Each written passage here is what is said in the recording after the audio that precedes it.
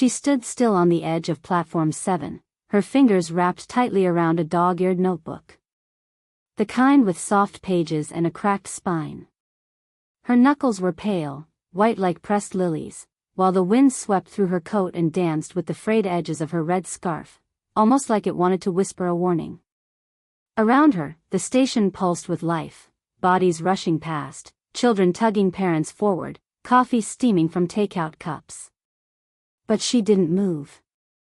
She didn't blink. She just watched. Across the platform, a man laughed. Not just any laugh. His laugh. It was low, familiar. That unmistakable rise at the end, like a smirk made of sound.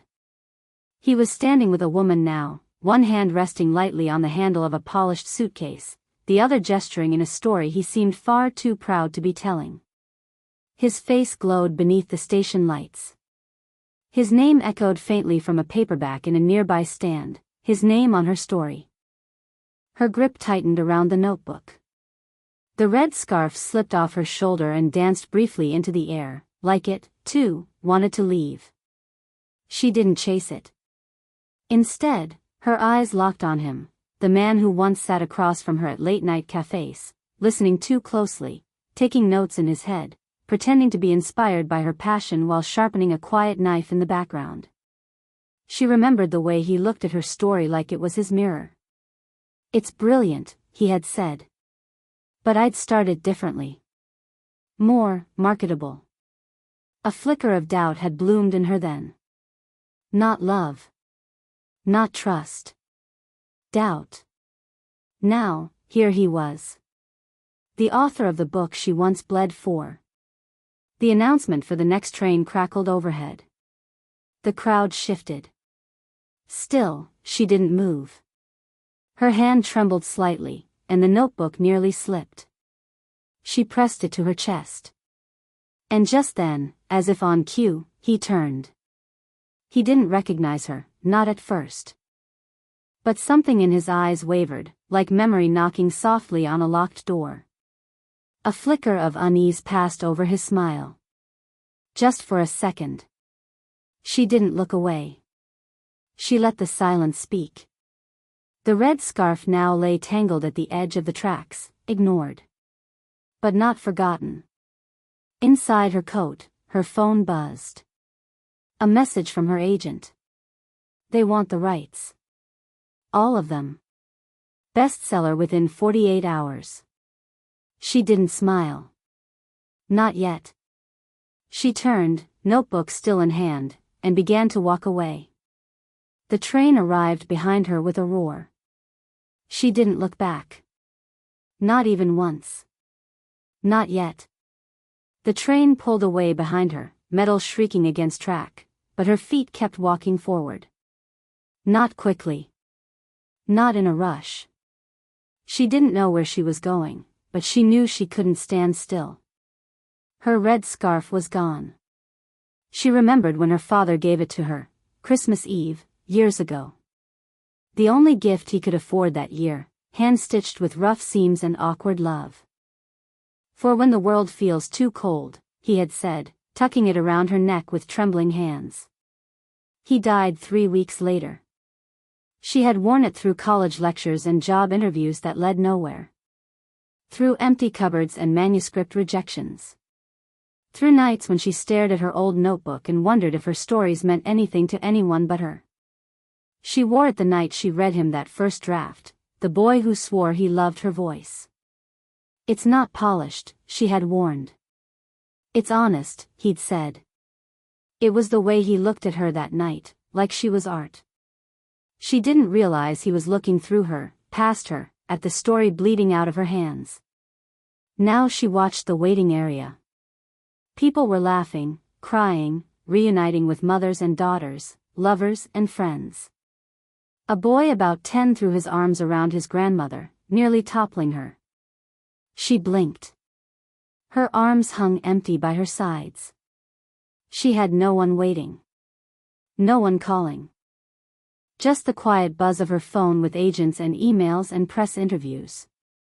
All the things she used to dream about. All the noise. She sat on a cold bench, notebook in her lap. Her fingers grazed the inside cover where her own name was scribbled, faded, almost erased by time. She wasn't sure if she felt triumphant. Mostly, she felt tired. Across the waiting hall, she saw him again. Not him, not the thief, but a man she hadn't noticed before. Dark coat, book in hand, watching her like he'd seen her somewhere. Or read her, maybe. His expression wasn't cruel. It wasn't even curious. It was still. And that made it worse. She looked away first. A pause. Her chest tightened. She clutched the notebook closer. Then, his movement. Just barely. He shifted like he might speak, but hesitated. His eyes lowered to the worn notebook, then back to her face. No words. Just a nod, small and solemn. Like recognition.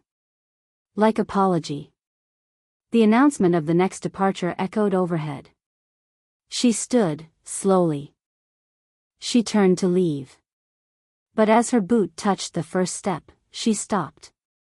Her hand lingered on the railing. She looked back, not at him, not yet, but toward the scarf. Still lying by the tracks. Torn slightly. She didn't move. Not yet. Rain began soft, like a whisper against glass. She didn't realize it had started until she saw it streaking the platform windows, fine lines blurring the outside world. The kind of rain that made people draw their coats tighter and hold their words closer. She still hadn't moved from the step. The scarf was a smudge of red now, soaked through, clinging to the tracks like something wounded. Forgotten by everyone but her. Behind her, the stranger rose. She didn't turn, but she felt his presence, quiet and slow, not approaching yet. Just, waiting. Like he was giving her space, or maybe testing if she'd look back. In the polished reflection of the glass pane to her right, she caught a glimpse of him. Hands tucked into the deep pockets of his coat, the collar pulled up against the cold. His shoes were scuffed at the toes, soles worn thin. A man who walked too much, carried too little. He sat again, his bag beside him, leather, cracked at the corners. When he pulled something out, she couldn't help but glance. A photograph. Faded and bent at the edges. He held it gently between thumb and forefinger, studying it like a secret too heavy to say out loud. A woman's smile, blurry with age. A child in her arms. A park bench behind them. The edges were smudged with what looked like water, or maybe tears. The train station lighting flickered once, humming overhead. She turned. Their eyes met through the dim, as thunder rumbled far off in the distance. She should leave. Her life was moving again, finally. Her book was out, her name on it. Her voice hers. She had fought for that. Bled for that. But something in the way he sat there, silent, holding that photo like it held him back, gnawed at the edges of her resolve. He looked like someone who once had a story and lost it. So had she. They sat like that, strangers sharing silence, while the world rushed on. Announcements, footsteps, rain. All around them, movement. Inside her, stillness. She didn't know his name. Didn't want to. Not yet. And maybe that was what frightened her, not knowing whether this moment was an echo of pain or the start of something dangerous. Maybe it was both. He looked up again. Not with a smile, just something softer. Like understanding. Her fingers brushed the notebook's edge. She didn't clutch it this time. Instead, she whispered, more to herself than him, sometimes love is not romance, it's recognition. Then she stood. And walked toward him. But before she reached him, she stopped. Rain tapped harder on the windows. She asked, not with words but eyes, "Are you a lie, too?" He didn't answer. Not yet. She turned from him. Just like that. Her boots echoed sharply across the slick tile floor, the rain outside blurring everything into watercolor. Her chest ached with the weight of things unsaid. Her fists were tight, and so was her throat. Just walk. You owe him nothing. The notebook trembled under her arm, pages shifting like they wanted out. She passed a couple on a bench, whispering laughter, heads leaned in too close to hear the storm. The woman looked up just as she passed and frowned slightly, like she could see the war behind her eyes. Or maybe she was just cold. Either way, the girl felt it, society's quiet judgment. As if grief should be silent. As if betrayal should make you prettier, not heavier. She reached the exit doors. Glass and steel. Another threshold. Go. But her body didn't move. Her breath hitched. She turned, once, and there he was. Still on the bench, still watching. And in his hands, her scarf. Wet, sagging, streaked with track dust, but unmistakable. The red had darkened to rust, like dried blood or something buried too long. He held it differently now. Not like a man claiming something. But like someone holding a story not theirs to tell. Their eyes met again. Thunder cracked louder this time. The girl took one step forward, stopped. Her jaw clenched. Why now? Why pick it up? He stood slowly, scarf still in hand. No smile. No plea. Just a long look that felt like a held breath between lifetimes. She shook her head. You don't get to, but her voice broke. Her knees buckled slightly. She caught herself on the frame of the door, pretending it was wind, pretending the weight wasn't inside her. He took a step forward. She flinched. A child nearby asked her mother, "Why's the lady crying?" "I'm not," she wanted to say. But her cheeks were damp now. Whether from rain or regret, she didn't know. The scarf twisted in his hands. He looked down at it, then back at her. Some people carry more than just bags, he said quietly. They carry silence. Her heart thudded. That line, hers. From a story she'd written, years ago, buried in a folder he was never meant to see. The betrayal returned like a bruise touched too soon. I should go, she whispered, voice raw. She turned again, but paused mid-step, one last glance, one final cliff. He didn't follow. He just stood there, holding the red scarf like a question. And she, frozen at the door, suddenly couldn't tell if she was running from him. Or towards something else entirely. She walked. Fast. Out the doors. Into the rain. Let it soak her coat. Let it drown the tremble in her jaw. The scarf. His voice. That line. Her line. How could he quote something she never published? Half running, she reached the coffee shop across from the station. Warm lights. Fogged windows. It was familiar. Comforting. Until she saw it, her email glowing on her phone screen. Final interview confirmed, today at 4 p.m. Blackbird House, 3rd floor. She blinked. That company. That name. Her stomach turned. Blackbird House. She'd sent her manuscript there 6 months before he published his. She'd never heard back. The coffee soured in her throat. Still, she went.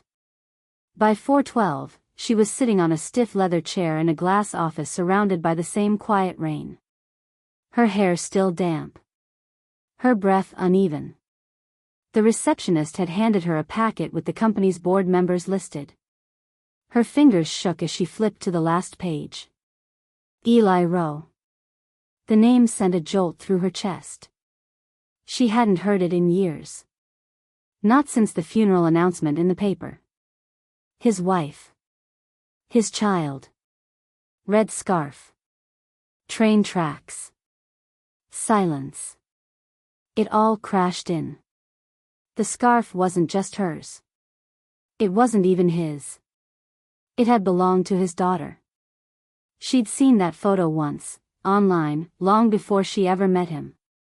The child in the park, wrapped in that same red. She clutched her sides, the room spinning slightly. He wasn't just the man who stole her words. He was the owner of the company that never returned her manuscript.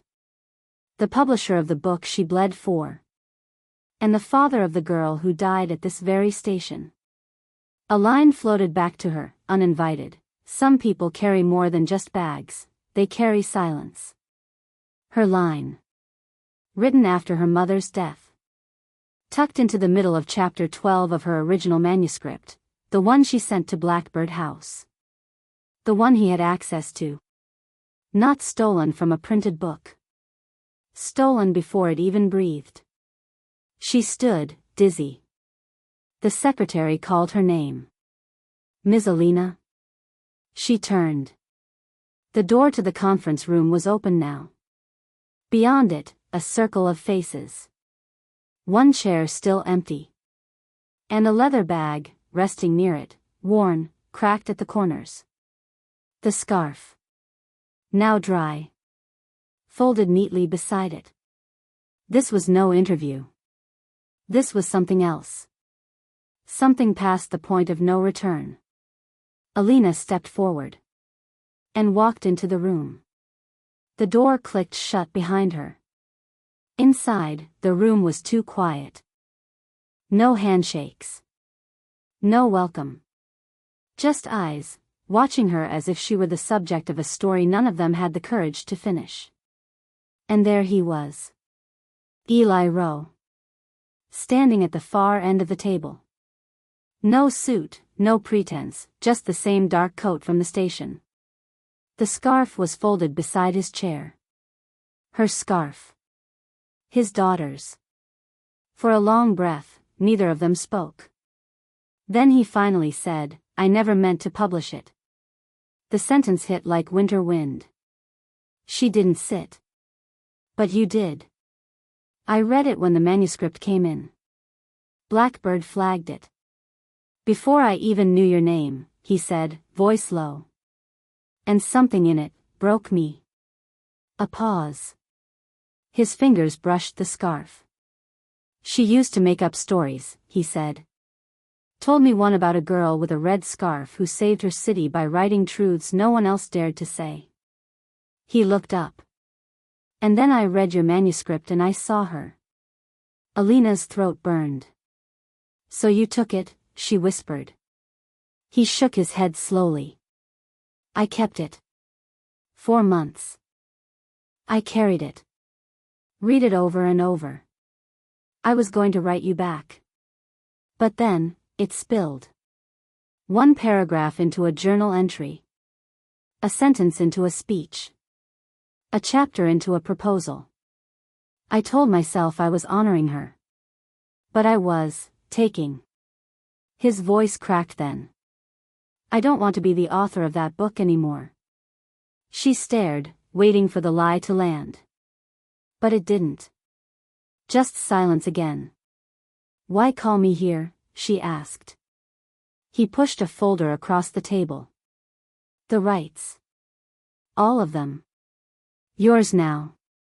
Your name, your royalties. Backdated. I'm stepping down from the board. Her hand trembled. I don't need your guilt, she said. It's not guilt, he said. It's grief. I chose you not because I love your writing. I chose you because, she would have. A slow breath left her lungs, years of pain unwinding in it. She sat at last. The scarf was still between them. Wet once, now dry. A memory caught in fabric. She lifted it, just slightly, then placed it back on the table. I think it should stay with you, she said. Not as a story. As a goodbye. His eyes shimmered. But he nodded. Outside, the rain stopped. Light broke through the windows, pale gold. The kind that comes after. And just like that, Alina stood again.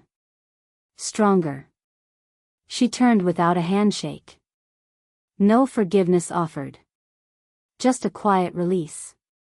When she stepped outside, the station was full again. But she wasn't the girl on the platform anymore. She was the one walking away. A child bumped into her, laughed, and ran ahead. Alina smiled, faintly. Not every stranger you help is meant to stay, but some leave you changed forever. She walked home through streets that once felt unfamiliar. The city had not changed, but she had. A bookstore window displayed her name now. Bold white letters. A cover she designed herself, no gold foil, no praise quotes, just a single word, recognition. The scarf didn't hang on her anymore. It rested in a drawer near her writing desk, folded with care. Not buried. Not erased. Just still. The way some stories must be, to keep breathing in the dark.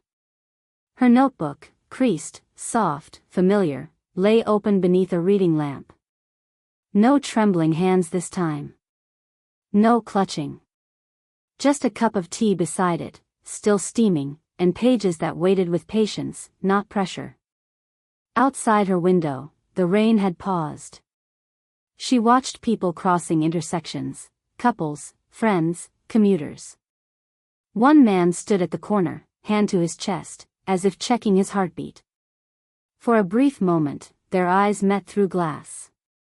Not recognition exactly, but understanding.